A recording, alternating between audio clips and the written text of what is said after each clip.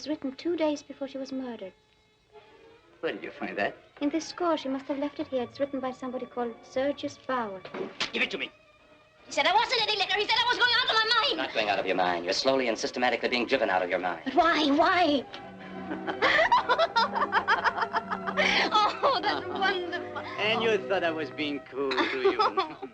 Keeping people away not from cruel. you. Making you a prisoner. Oh, you're the kindest man in the world. I'm sorry. I'm sorry. I'm sorry. I'm sorry.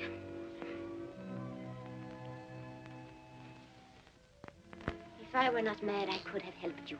Whatever you had done, I could have pitied and protected you. Because I am mad, I hate you. Because I'm mad, I betrayed you. And because I am mad, I'm rejoicing in my heart without a shred of pity, without a shred of regret. Watching you go with glory in my heart.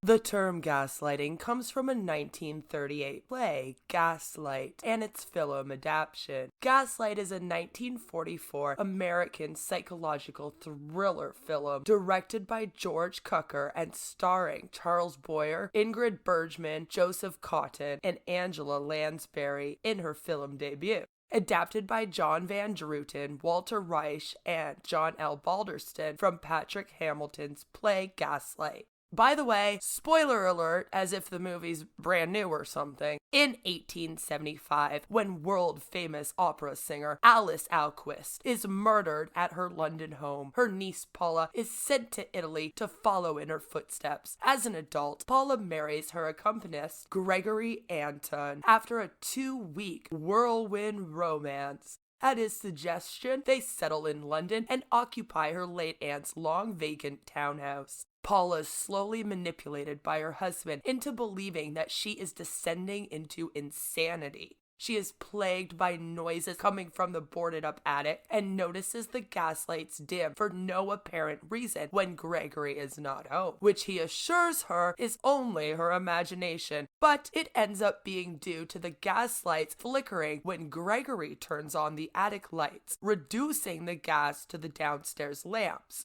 Meaning, the dude told her he wasn't home, then snuck into the attic. Watch the movie for more information on the plot, but this is where the term gaslight originated from.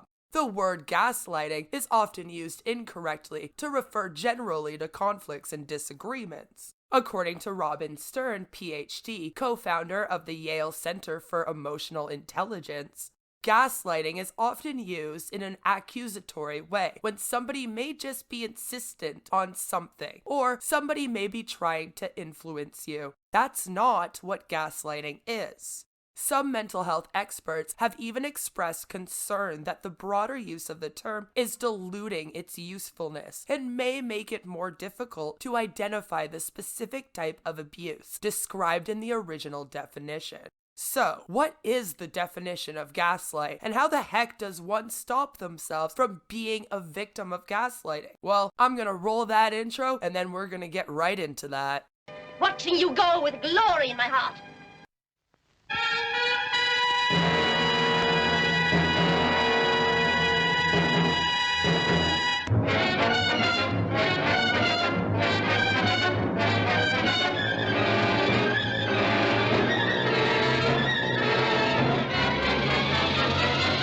In 2022, Merriam-Webster named gaslighting as its word of the year due to the vast increase in channels and technologies used to mislead and the word becoming common for the perception of deception. According to Psychology Today, gaslighting is an insidious form of manipulation and psychological control. Victims of gaslighting are deliberately and systemically fed false information that leads them to question what they know to be true, often about themselves. They may end up doubting their memory, their perception, and even their sanity. Over time, a gaslighter's manipulations can grow more complex and potent, making it increasingly difficult for the victim to see the truth. Gaslighting can occur in personal or professional relationships, and victims are targeted at the core of their being, their sense of identity and self-worth. Manipulative people who engage in gaslighting do so to attain power over their victims, either because they simply derive warped enjoyment from the act or because they wish to emotionally, physically, or financially control their victim.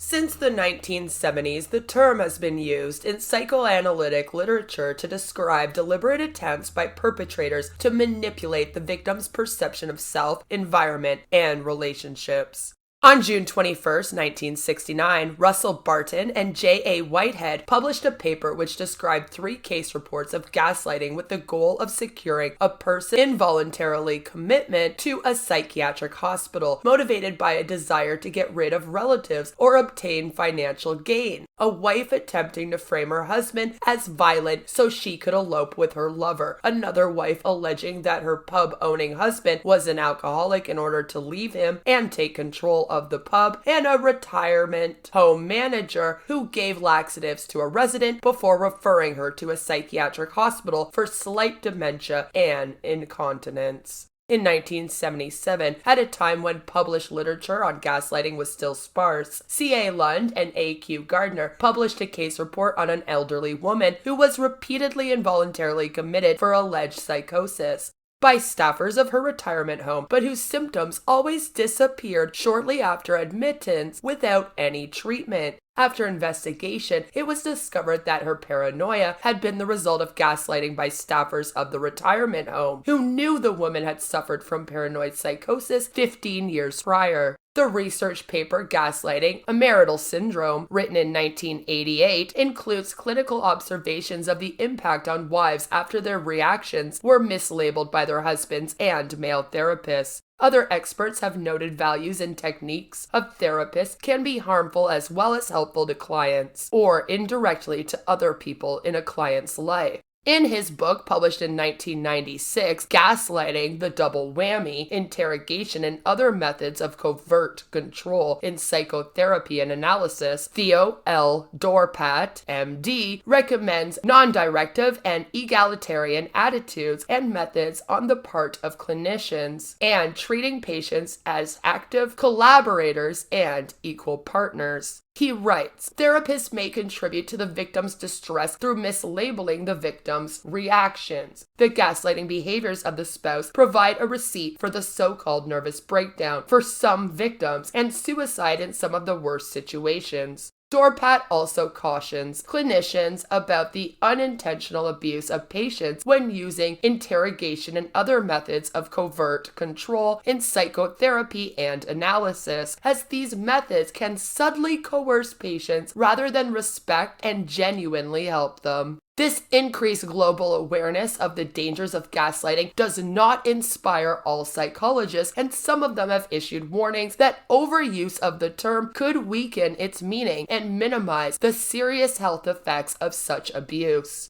The Canadian Journal of Psychiatry, Kutcher, in 1982, described the sad case of Mrs. N. She was a 59-year-old financially successful woman who was referred to a psychiatrist at her husband's insistence. Marital problems were clearly the source of her distress. About 2 years into the marriage, she established Mr. N in a business, as he had entered the relationship without a secure financial basis. She then noted he would stay away from home, be unavailable when she tried to contact him, tell her he was visiting with friends even though they denied any visits, and so forth. When she confronted him with these issues, he denied any extramarital activity. Mr. N wasn't terribly creative. His ruse was ripped from the pages of Gaslight. An outside party described him as a 60-year-old Casanova who thinks he's 25. Numerous friends often intimated that he was involved with another woman, and Mrs. N eventually saw this for herself. When confronted, he denied it, then said it was all over and refused to discuss the matter further. He then complained about her saggy breasts, and when she had surgery for reduction, he ridiculed her. He hid her jewelry and accused her of losing it, often changed times they were to meet without notifying her, and berated her for being late, and told their acquaintances that she was going a little strange. Unfortunately, Mrs. N's case was not a success story. Currently, she is still in therapy and, as of yet, is unable to resolve the issue. And this is why gaslighting can be so dangerous. 10 signs of gaslighting behavior are as followed. Number 1. Blatant lies. You know the person is lying, often and with ease, yet they say they do not recognize this in their behavior. You begin to have self-doubt, question everything, and become uncertain of the simplest matters. Number 2, deny, deny, deny. You know what they said. They deny ever saying it. They ask you to prove they said it. You start to question your memory. Perhaps they were right. They never said it. Increasingly, you question your reality and accept theirs. Number 3, using what you love against you. This is a manipulative tactic used by the gaslighter, causing the person to question themselves and things they hold close. For example, if the person loves their job, the gaslighter will find issues with it. If they have children, the gaslighter will make them believe they should not have had them, that they're a poor parent. Number 4, losing your sense of self. The gaslighting continues methodically and continuously over a long period of time. The victim, over time, becomes a different person. Self-confidence disappears and the victim becomes a shadow of their former self. Their reality and being becomes that of the abuser. Number 5, words versus actions. A gaslighter will talk and talk to convince a person of their concern for them. However, their actions will not reflect the words. Number 6, love and flattery. A gaslighter will tear a person down, build them back up, and tear them right down again. This abusive pattern becomes reality for the victim, and the praise associated with the building back up convinces them to think the abuser isn't all that bad. Number 7, confusion. A gaslighter instills constant and consistent confusion, leading the victim to become desperate for clarity. As the person searches for clarity from the abuser, the cycle continues and the abuser's power increases. Number 8, projecting. A gaslighter projects their actions onto their victim. For example, if the gaslighter is a liar and a cheater, they accuse the victim of being a liar and a cheater. The person feels that they constantly need to defend themselves for things they have not done. Number 9, you're crazy. The gaslighter knows the person is already questioning their sanity. They also know the victim is searching for clarity. Hence, when they call the person crazy, the person believes it. The gaslighter will also tell other people the victim is crazy or mad. Hence, if the victim ever approaches those people for help, they will most likely not be believed. And number 10, everyone else is a liar. The gaslighter may tell the person everyone else is against them and that everyone is lying. Such action further blurs the victim's sense of reality and increases their dependence on the gaslighter. Healthy relationships and interactions shouldn't have gaslighting behaviors. Look for those signs of gaslighting in your relationships. Try talking with a friend who might help you to see the situation more clearly. Remind yourself that the gaslighter is causing the problem, not you. Meanwhile, protect your mental health with exercise, meditation, and other relaxation techniques. If you think you are being gaslit rather than having poor communication or a healthy disagreement, since that's different, try to talk things out with the other person. Communicate your needs and set clear boundaries. Take notes so that you have a written record if the gaslighter tries to twist the narrative. Stay close to a support network of family, good friends, and people who care about you. If all else fails, end the relationship, whether it's romantic, whether you know each other from work and your coworkers, or whether it's a parent. Sometimes, support from friends and family isn't enough to help you manage a toxic situation. Consider talking to a mental health professional like a psychologist, therapist, or a counselor. If this situation seems unsafe or dangerous, call the National Domestic Violence Hotline at 1-800-799-SAFE. They can tell you how to spot the signs of abuse and offer tips to help you stay safe. Going forward, make sure that you don't end up being gaslit. Protect yourselves and make sure that you try to strive for healthy relationships. And be sure to take care of each other.